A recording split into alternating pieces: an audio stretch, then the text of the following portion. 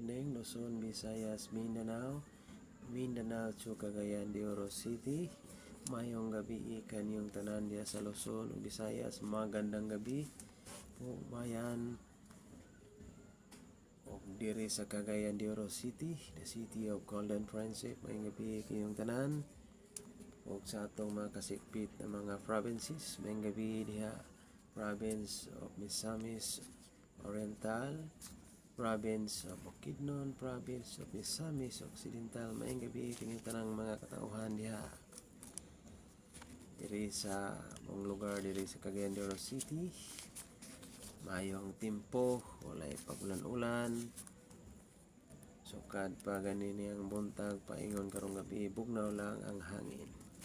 Sa atong mga headlines sa atong balita karon, CDRRMO gire-activate nila ang ilang management team para sa mga okasyon diri sa Cagayan de Oro City. Sa Sipalco, ilang Vice President nagpahimanglo about ang mga dili standard na mga Christmas lights or decors. Nanay mga lights diha. Tong Vice President giauditan sa kuwa. Clear ang kuwa nga walay palpak ang iyang mga proyekto. Pasado siya sa kuwa sa Commission on Audit. Ang ato pong Commission on Population na alarma kay gamay ra kaayo ang ilang na-record nga nagparehistro sa mga kasalan. O ato pong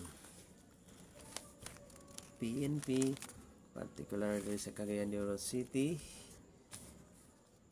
alerto po sila sa mga activities or busy ang Cagayan de Oro City karon, daghang tao. Alerto ang atong mga kapulisan, sumala sa ilang spokesman nga sa Cagayan de Oro City Police Office. Mayong gabi kanyang tanan diha mga katawhan. Kung panim Captain Emilita Simon, alerto ang ilang mga tropa sukad pa itong niyaging mga bulan hantod karon. Kaya nagkanaking tao diri sa Cagayan de Oro City ay mga dayo mang ani diri sa Cagayan. Palikta sa atong headline diri sa Cagayan de Oro City, ang CDRRMO pinanguluhan ni Head Sir Nick Habagat, gina-activate nila ang ilang incident management team for security sa public. Compose kini sa PNP, Task Force Oro o Bureau of Fire o ban pang mga force multiplier diha. Alerto sila permi para sa safety sa tanang katawhan, dumudoong o dinhi sa Cagayan de Oro City kay daghan kayong mga activities nga gabuhaton diri sa syudad. Mao kana ang pamahayag ni Sir Nick Habagat, head sa CDRRMO diri sa Cagayan de Oro City, the city of Golden Friendship. Ang atong Vice President, si Vice President Inday Sara Duterte, iaditan siya sa atong Commission on Audit. Pasado siya, okay ang iyang mga programa, okay ang mga project, o dako kayo na niyang pasalamat. Nakita po nga mayo ang iyang mga pagdumalay si Vice President of the Republic of the Philippines. Mabuhay po kayo dyan, Vice President Inday Sara Duterte. Pasado sa Commission on Audit. O sa laing bahin po, atong commission and population. Naalarma po sila kay mayroon kuno kayo nagparehistro nga magpakasal.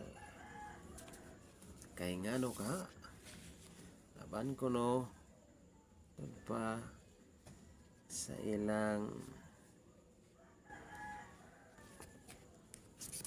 pagduki-duki o pag-imbestigar sa ilang regional director nga si Sir Noel Alvin Omega. Mayroon kunong natala silang listahan. Kasagaran daw panani naglibin-libin lang obserbar sa ilang tagsa-tagsa ka mga partner kay puputan bagayod ni naglikay pa ni sila nga mahugtan sa bakos. Hala na nanay mga anak basta kay dili pa makasal sa pari o sa sibil. Naglikay po kini silang mga experiences sa ilang tagsa nila kapag kinabuhi o sa ilang pamilya. Particularly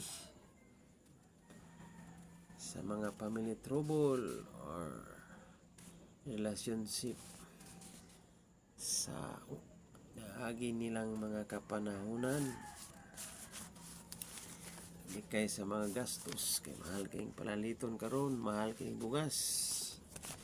Gasto pag sa kasal ay mo problema diya kana atong buotan nga mayor sa Cagayan de Oro City, si Mayor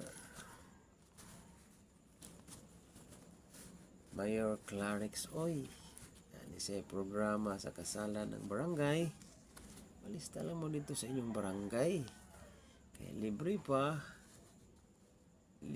yun ang litson na pag yung mga price ng ihatag kaninyo kaninyong madala kung mapasar mo sa ilang mga requirements.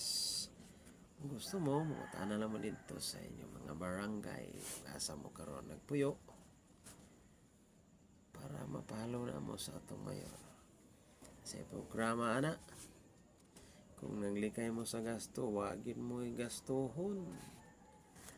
Tula mo sa seminar, pa-enroll lang mo diya o tumo dito sa ilang in charge o sa ito sa barangay kaya gaano silang mga requirements para malunasan mo diya kaya nakuman gali pakasal gali nga idarana ka mo baka nga mga nalagag ulitaos pa diya para rehistrado ba? Para rehistrado para inyong mga anak maayong pamanpahon pag-eskwela batiha pangatong kung kapulisan diri sa Cagayan de Oro City alert sila pirme sa ilang mandato serbisyo sa publiko. Alerto sila kanunay 24 oras. Kung pa sa ilahang spokesperson si Captain Emilita Simon mayag nga nakapulisan 24 oras anerto diri sa Cagayan de Oro City.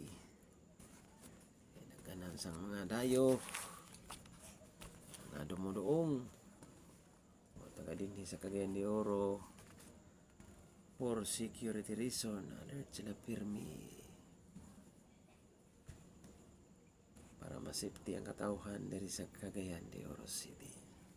Kita man yun kada kanto diri sa Cagayan de Oro City mga mall na mga pulis diya nakaugmen isang asa nga mga area diha ay mga pulis nato nga nagbantay kanunay para sa seguridad sa ato kapaskuhan. May gabi kanino diha tanan mga kapulisan sa atong regional director. Good evening kanimo sir uban sa imong mga staffer. May gabi kanimo tanan diha. manpahon, maayong pagserbisyo sa katawhan. Good evening kaniyong tanan. Ayong gabi sa tanan. Shout out sa nako tong akong mga tuwa sa laing nasod karon, mga OFW. Soon sa akong asawa, si Cherry Kirkiri, mga bida sir. O si Cheryl Taktakon, may gabi niya gang sa imong ubanan sa inyong mga trabaho diha, uban sa inyong agalon, may gabi. Evening kaninyong tanan. Sa akong mga kaubanan sa trabaho, mayong gabi. Sa akong mga kaubanan nga mga vloggers diha, mayong gabi kaninyong tanan. Be safe always, mga katauhan sa tibok Pilipinas. Tingka mo kanunay kay Pasko na po. Sugaton na sad nato ang 2026 sa tumang kalipay o tumang pagpaningkamot. Maayong gabi kaniyong tanan diha, mabuhay po kayong lahat. Apil na po ko.